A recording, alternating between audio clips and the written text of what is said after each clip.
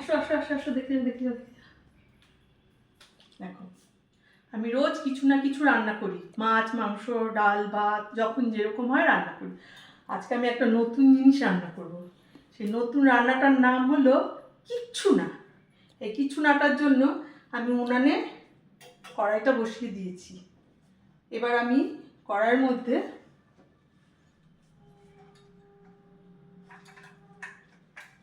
কিচ্ছু না ঢেলে দিলাম।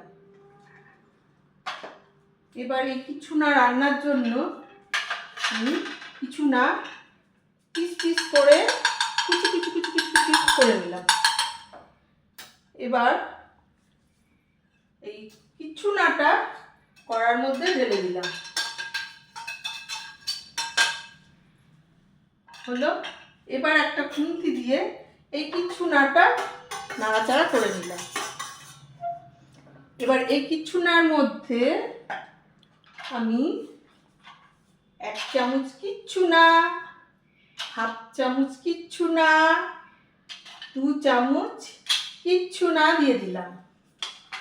এবার এগুলো দেওয়া হয়ে গেলে এই কিচ্ছু নাটা আবার একটু খুন্তি দিয়ে নাড়াচাড়া করে নিলাম।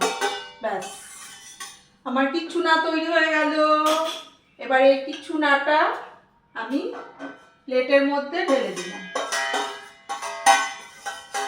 হয়ে গেল আমার কিচ্ছু না কমপ্লিট। এবার এই কিচ্ছু নাটা আমি গরম গরম পরিবেশন করছি। এই কিচ্ছু নাটা যে খাবে সেই আমাকে ধন্যবাদ দেবে, কারণ এই কিচ্ছু নাটা খেতে বেশিক্ষণ সময় লাগবে না। তা আপনাদের এই কিচ্ছু না কেমন লাগলো আমাকে জানাবেন। টাটা।